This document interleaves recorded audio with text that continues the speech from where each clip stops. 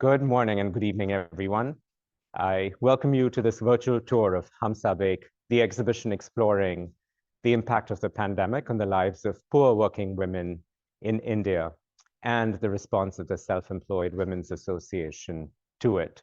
We're particularly excited about this virtual tour because we wanted to bring it to the SEWA members from across the country and to friends from around India who have not been able to join us in Boston. This exhibition has been designed by an interdisciplinary team of graduate students working closely with women leaders at the forefront of the pandemic. I am Satchit Balsari, an emergency physician at Harvard Medical School, and joining me in this curation is Hiteshri Das, a graduate student at the Harvard Graduate School of Design. Others present from our large team here today are Karthik Girish and Salman Rafe, who is behind the camera, so you cannot see him. As you know, HUM SAB EK, We Are One, is a rallying cry of the 2.9 million strong Self-Employed Women's Association. This organization is situated at the confluence of the labor movement, the cooperative movement, and the women's movement. This exhibit is based on a study comprising 30 hours of oral histories and over 1,000 households.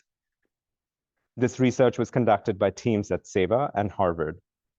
The origins, scale, and impact of public health emergencies, like the COVID-19 pandemic, are of course determined by underlying societal, economic, and political arrangements. The vast resources mobilized in response to the pandemic were unable to offset long years of poor investments in communities. The story of SEWA's response to the pandemic is therefore important. It elucidates alternative approaches to preparing us for the intractable challenges that lie ahead. We begin this exhibit by this celebratory photograph of Ila-Ben from 2004. Next to her are friends you will recognize, with Manali-Ben in the back, who is now the National Secretary of SEWA.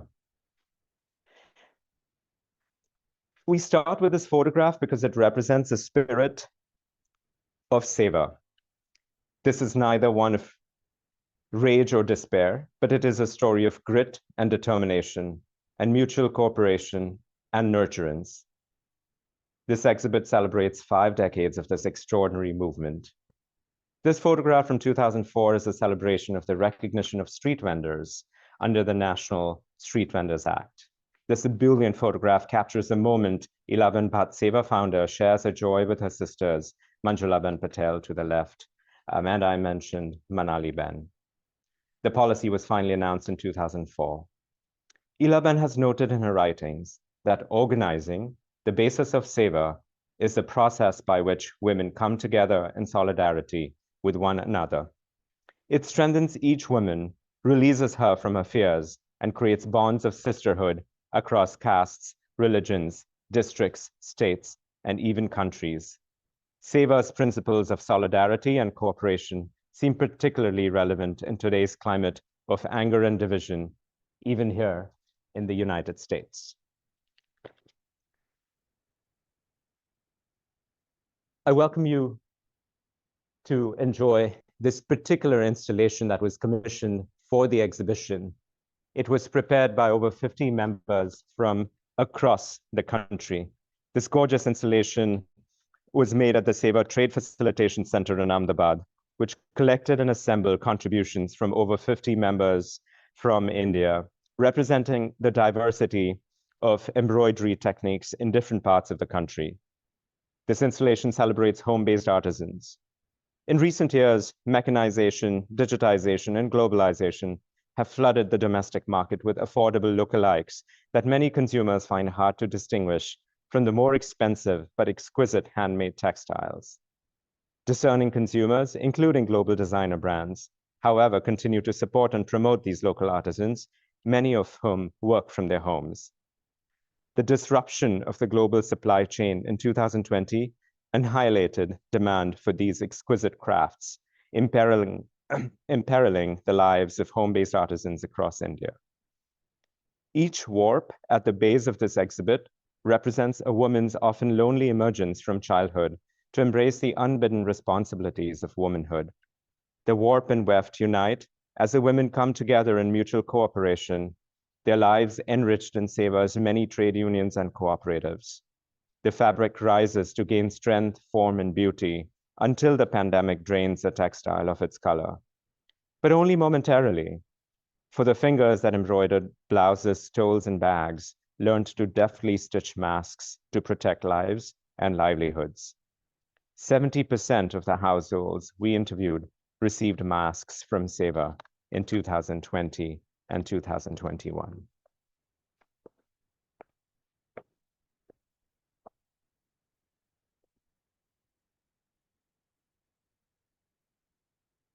Since 1972, through solidarity, mutual cooperation, and women leadership, home-based artisans, vegetable vendors, junk recyclers, farmers, construction workers, and cooks have started small businesses, established microfinance institutions, influenced domestic laws, and informed international policies.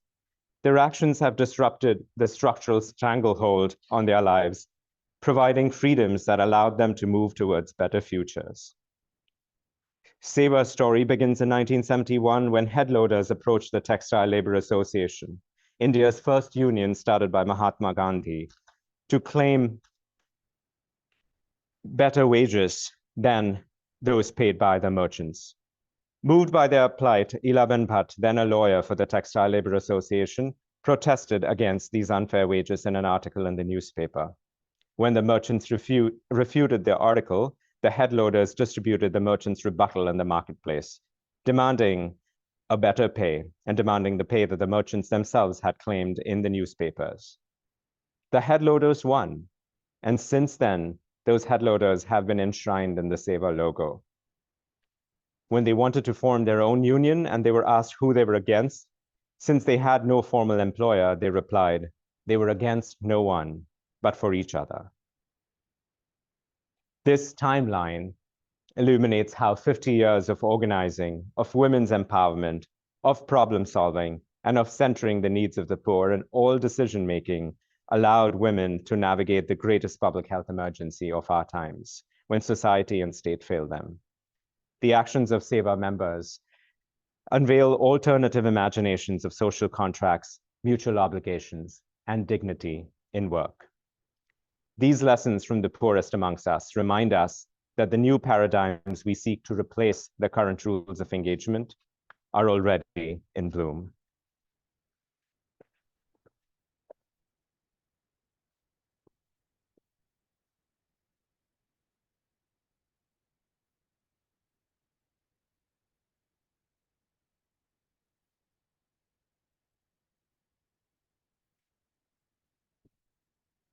I welcome you to stand with me at this vantage point where the 50 years of SEWA are juxtaposed against a much shorter timeline, and this is the timeline of the pandemic in India. The nationwide lockdown in India in response to the pandemic in March 2020 upended their lives. As their homes were barricaded and workplaces disbanded, their hard-earned gains risked being reversed. Dependent on daily wages to put food on their plates, not working was not an option. In March 2020, the government centralized India's response to the pandemic, invoking the Disaster Management Act and the Epidemic Diseases Act. Public health policies, COVID-19 clinical protocols, disease surveillance strategies, and restrictions on mobility and commerce were uniformly applied across the entire nation. This graph plots key state interventions against cumulative COVID-19 cases, which surged exponentially in the summer of 2021. By then, many had assumed that the pandemic had receded, only to be caught off guard. In the ensuing months, SEWA members overcame the digital divide, contested unjust state policies, rescued standing produce from the fields, distributed essential groceries, led vaccination drives, educated their children, and even launched a new insurance product to prepare their members for climate change. Their solutions preserved their livelihoods. They helped others and harmed none.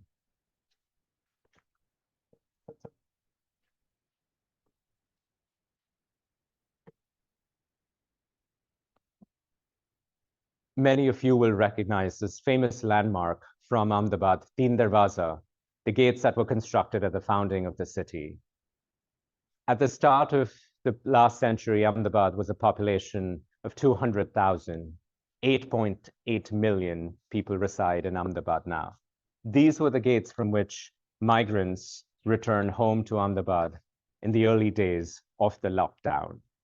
SEWA members galvanized forces to collect 1 roti from each of the SEWA households to meet the migrants in Kamdar Maidan and provide them food assistance.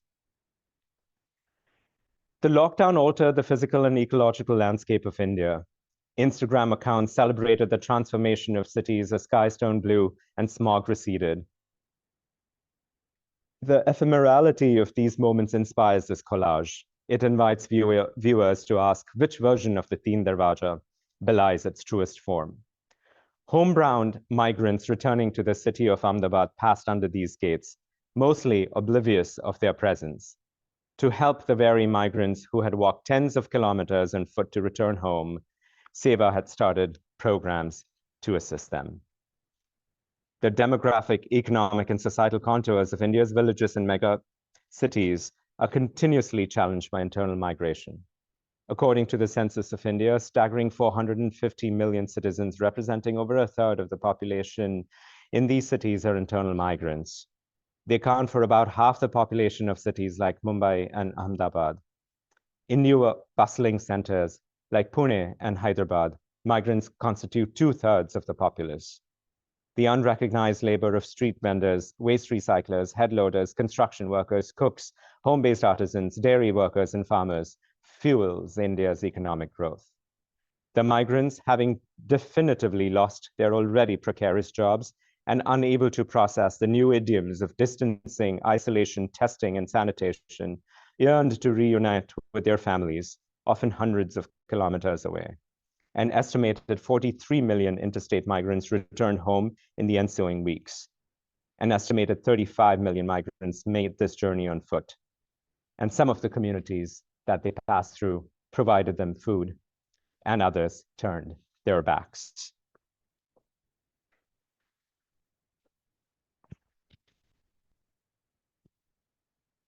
In May 2002, Harvard professors Richard Cash and Vikram Patel warned that policies deemed necessary for the hardest hit wealthy countries are becoming a one-size-fits-all message for all countries, reminding readers that context is key to successful public health planning. The loss of jobs, midday meals, and access to primary and chronic care continue to prolong suffering and growing inequality. This installation invites visitors to reflect on what quarantine means in India, where in a city like Mumbai, the average home is 88 square feet compared to 396 square feet in London. In our 1,000 household survey, 75% of households had 3 or 6 or even more family members per household. As migrants returned home, children stayed home from school and summer temperatures rose. These cramped quarters, normally a respite from the outside world, suffocated their inhabitants. By April, domestic violence was on the rise. Stepping outside invited police brutality.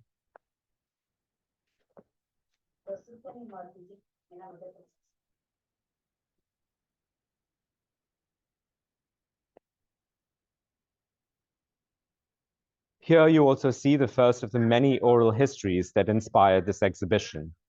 These oral histories will now be donated to the Harvard Library and can be accessed by researchers from anywhere in the world.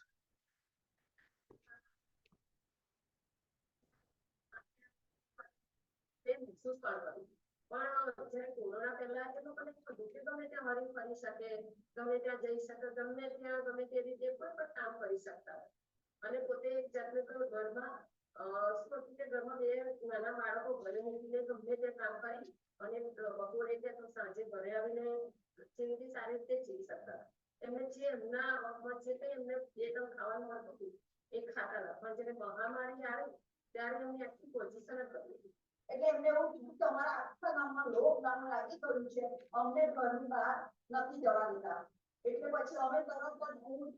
At SEWA, the anxieties and uncertainties fueled by this novel disease and unprecedented restrictions on life were compounded by the women's inability to be present for each other in times of distress. Even amidst natural disasters and communal riots in the state of Gujarat, solidarity had first been expressed simply by showing up and by bearing witness. Isolation had never been a remedy. I now invite you to one of the installations we are proudest of. This installation of 80 phones built by Bobby McCarthy from our team invites visitors to reflect on the central role digital devices in our lives during the pandemic. 80 films run synchronously across these 80 devices to present this visual treat. It is hard for us to capture on the Zoom call. It is also a reminder that Zoom calls during the pandemic were essential, but never a substitute for the real. Within days of the lockdown, SEWA went online, training members, many of whom had never used phones, to use smartphones, create accounts, meet online, administer surveys, and rebuild their networks of solidarity and support. SEWA launched a digital financial literacy program, linking beneficiaries with the formal financial system and access to digital relief that would follow.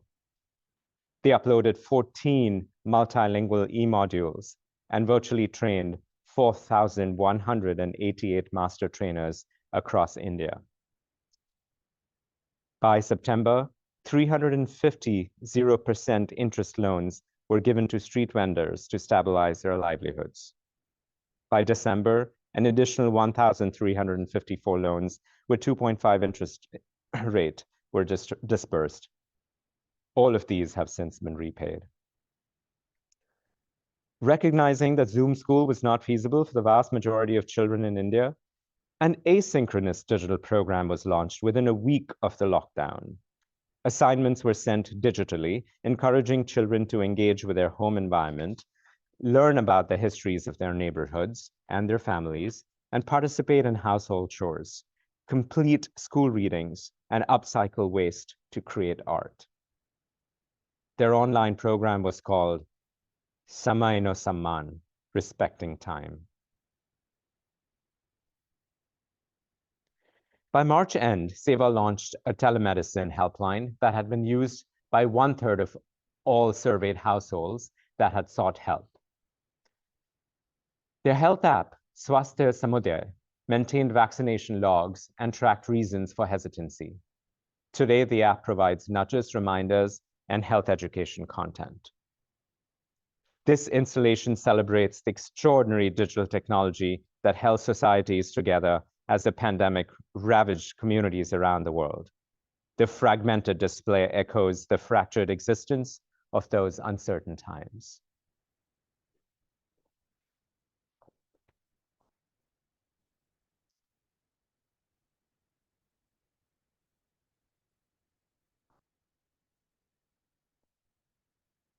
The next installation examines the impact of health on the lives of the poor.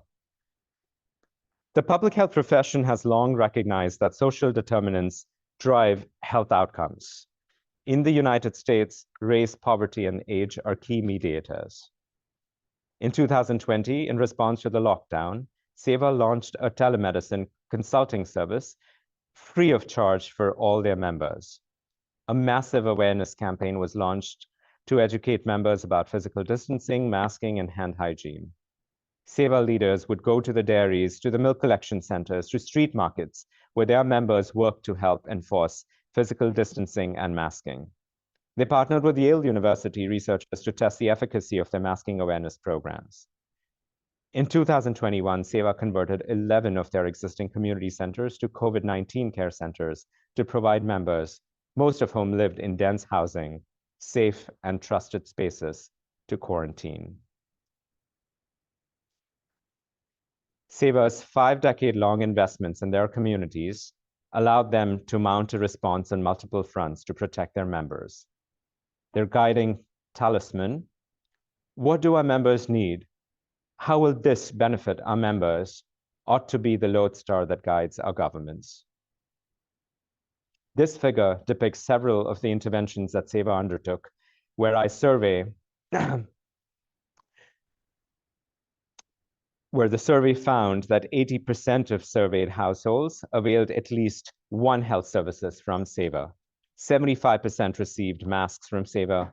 38% of the households used SEWA's telemedicine helpline.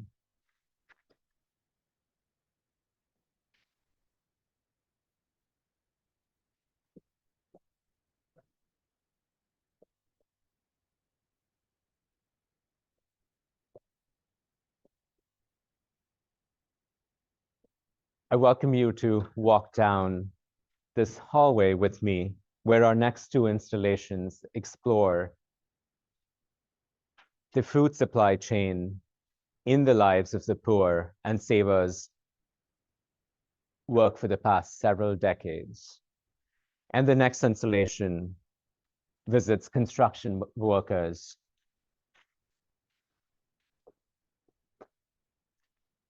members of one of India's thriving and booming trillion-dollar industry. Most Indians produce and procure fresh food. I'm sorry. Most Indians have access to fresh food, as we all know, from farm to table. While it's quite a novelty in the United States, we're all used to seeing street vendors be part of the permanent landscape, both in rural and urban India. And yet, as COVID-19 case counts rose, these essential workers who brought food to India's tables while risking their own lives were vilified by the media. They were called super spreaders. This installation celebrates SEWA's decades-long intervention at every step of the food supply chain, from farmers to vendors, where SEWA helped improve the otherwise slim margins that farmers suffered due to market inefficiencies. Agriculture, as we know, is a primary source of livelihoods in India, with 3 of 4 full-time farm workers being women. Female land ownership has, however, remained low, posing barriers to accessing credit and subsidies and entitlements, and thwarting production capacity. To create efficient, fair, and inclusive agricultural market systems, SEWA established RUDI, the Rural Distribution Network, in 2004, linking farmers directly to consumers by aggregating, processing, and distributing over 30 products, generating multiple employment opportunities along the way. Early adopters of digital platforms, RUDI Benz, have been sending and receiving orders on mobile devices for a decade. RUDI is now a self-reliant agro-producing company with an annual average turnover of $1.2 million US. In 2015, SEWA expanded its operations to reach the urban last mile by launching the Kamla project, promoting organic, nutritious, and traditional Indian meals in residential neighborhoods.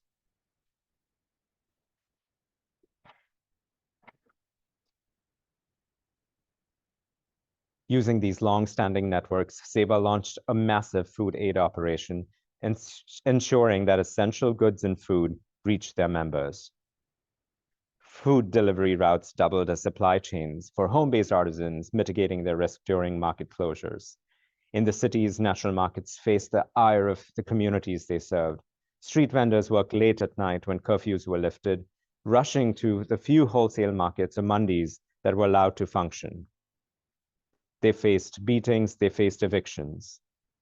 These super spreaders fought hard to ensure that India remained fed.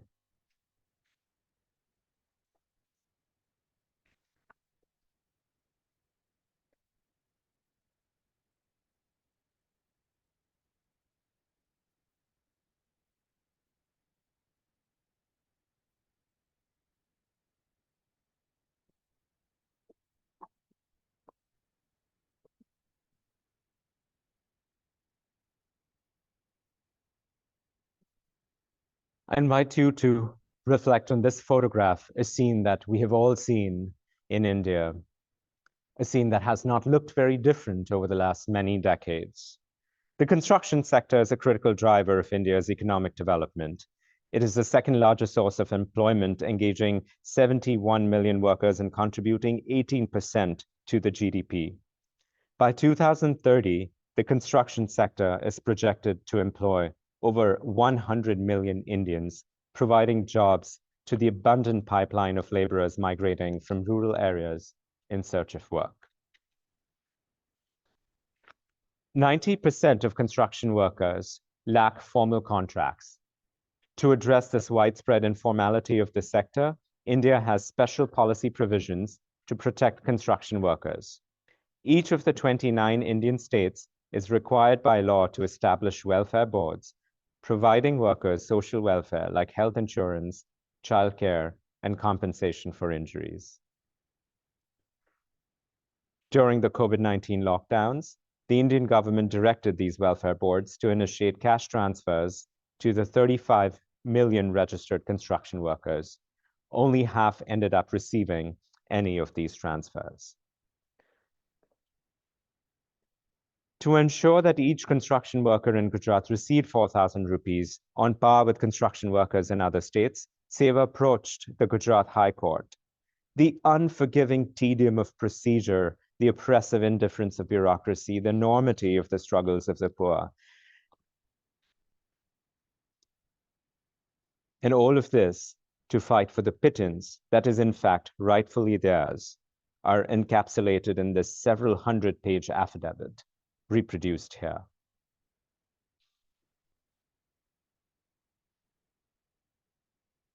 The earthen pots, known as gullaks or gullas, are traditional piggy banks of the poor in Western India. The meager amounts of money they hold can only be accessed by breaking them. Just as the astronomical wealth generated by real estate is built on the broken backs of ill-paid construction workers. The construction industry in India is expected to reach $1.4 trillion in 2025.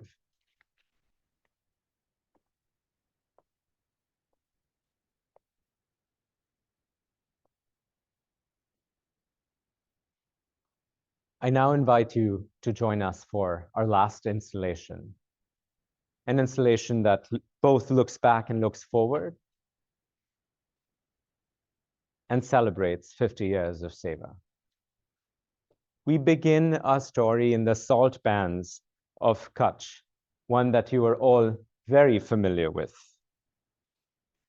Gujarat is in fact the third largest salt producer in the world. Every year when the monsoons recede, thousands of Agaria farmers travel to the little run of Kutch, an expanse of desert that is annually replenished with subsoil brine. They set up temporary shelters from September to May, from which they return to their villages periodically to replete food and other supplies. In the run, they manually build large, shallow vats to hold the underground water that is pumped up and left to evaporate. The pans are raked for several months until the salt crystals are ripe for harvesting. According to the International Finance Corporation, the farmers earn an average of about $2 or 1/100th of the marketplace for a ton of harvested salt. SEWA provides technical training and financial literacy to the farmers to improve the grade of salt sold to fetch better market rates. Loans allow the farmers to switch from expensive diesel to solar panels, finally turning sales into profit and even savings. Now, after the harvest cycle, the solar panels are taken back to the villages and power is sold to the local grid, contributing to the otherwise muted household incomes the rest of the year. Younger members are trained in maintenance and repair to keep the costs low.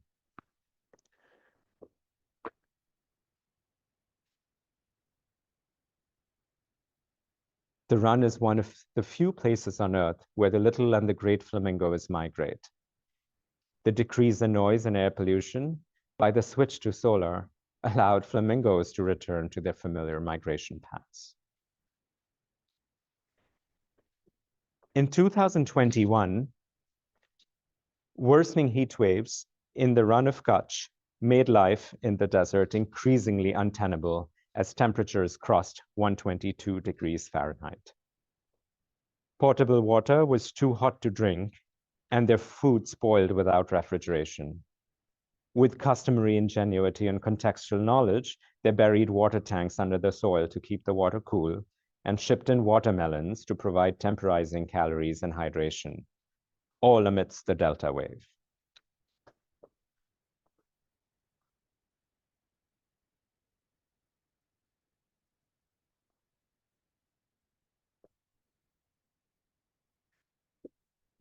I invite you to look at these climate stripes with me. This band of colors are in fact quite terrifying. These were created by Professor Ed Hopkins at the University of Reading in 2018. Each stripe represents the average temperature for a single year relative to the average temperature over the period as a whole, from 1875 to 2022. The shades of blue indicate cooler than average years, while red shows years that were hotter than average. The stark band of deep red stripes on the top of the graphic show the rapid heating of our planet in recent decades.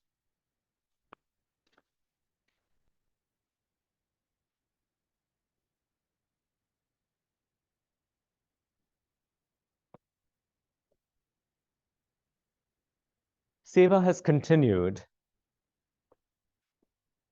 to work with ingenuity, with innovation, embracing the challenges that are brought upon them by climate change. Last year, they paired with insurance companies to produce one of the world's first parametric heat insurance product, where on extreme weather event days, so when it gets really hot on the deserts, there's a cash transfer that gets triggered to the SEWA members. In 2023, despite it being the hottest year on record, the product was never triggered. And so SEWA members decided to do a deeper dive into the questions sort of driving the policy decisions about climate change. These questions are questions that the United States is facing, that the world is facing. How hot is too hot? When is it hot to work?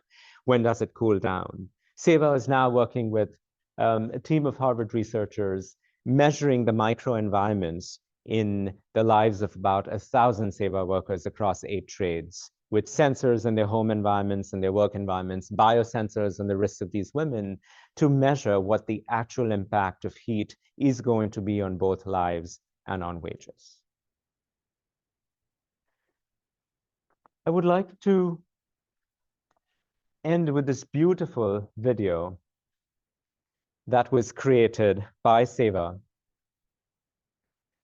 In 2022, when SEWA reached 5 decades, SEWA members went up to Ilaben to ask how they should mark those 5 decades. And in characteristic style, Ilaben said, "Why would we celebrate the last 5 decades? They have gone.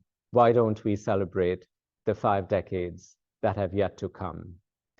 And so SEWA launched this wonderful video where they talk about their dream and aspirations in a changing climate. They talk about how they are preparing for climate change, the adaptations that they will implement in both rural and urban households.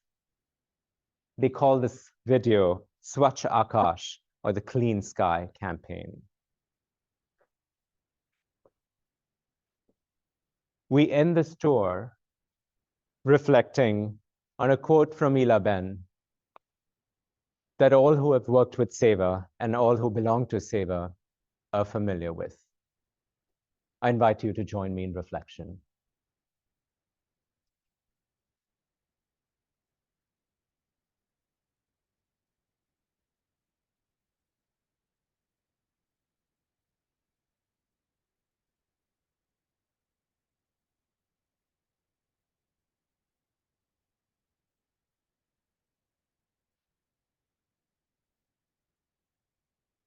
Thank you very much for joining us for this virtual tour. We'll take a few questions. If you could drop them in the chat, we'll be happy to answer any questions in the Q&A section.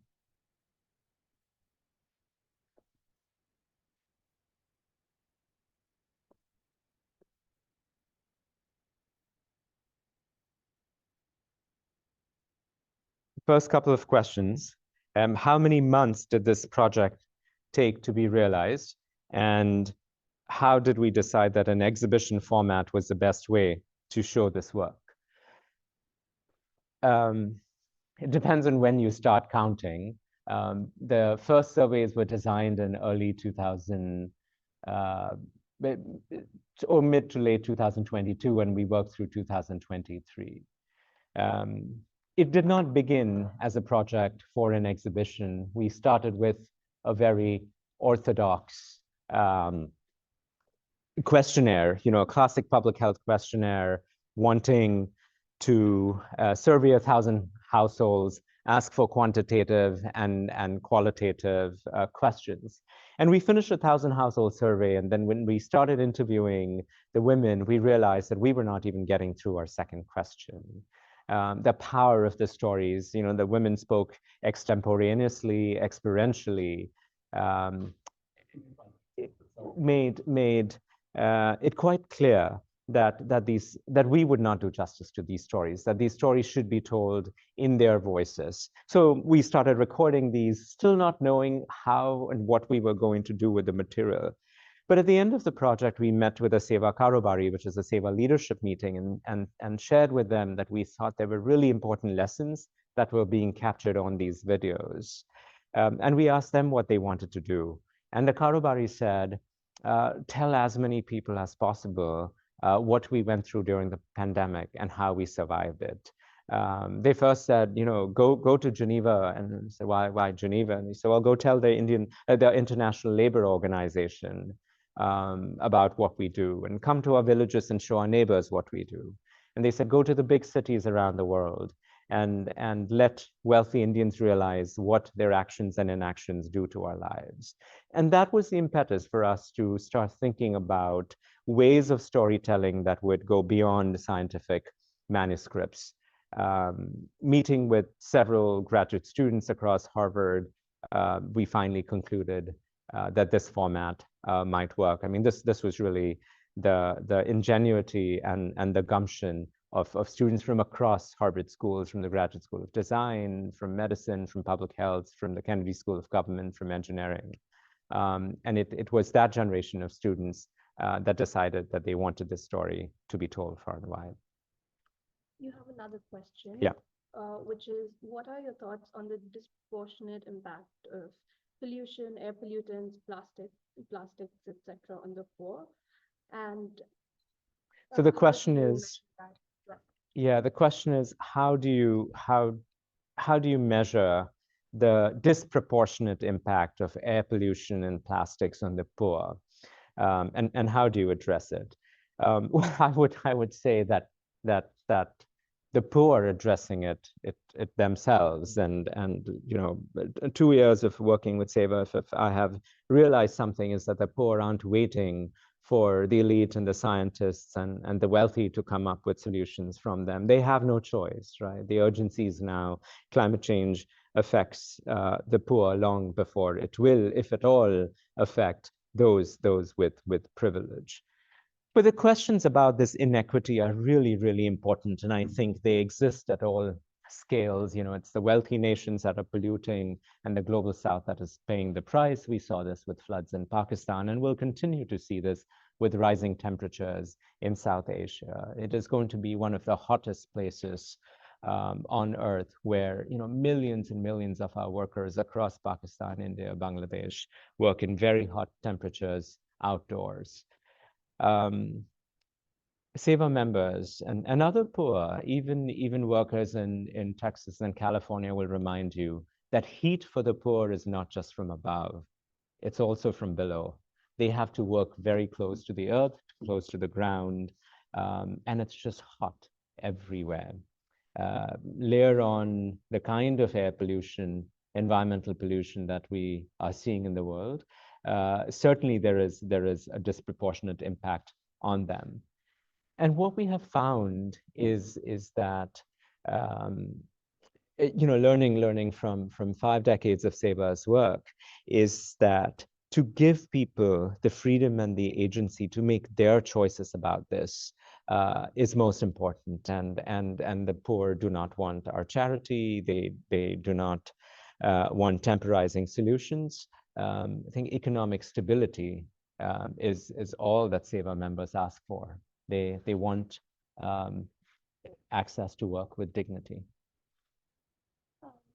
There is curiosity about where this exhibition is located by the SEWA members. So could you share a little? Yes, absolutely. Salman will show you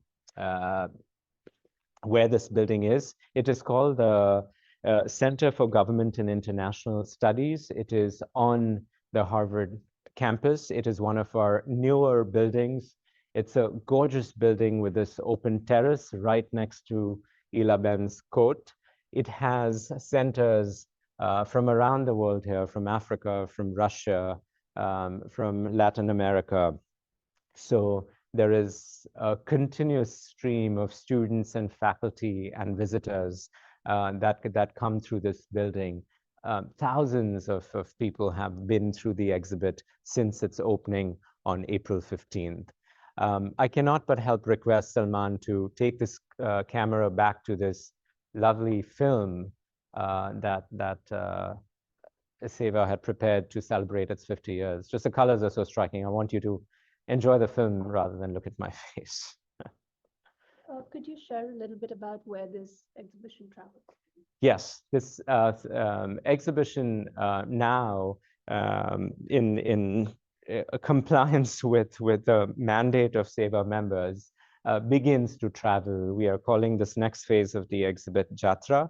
It goes from here to New York City during Climate Week and has been invited to the Clinton Global Initiative, where 2,000 leaders from around the world will visit. And this exhibition is the main feature in their assembly space.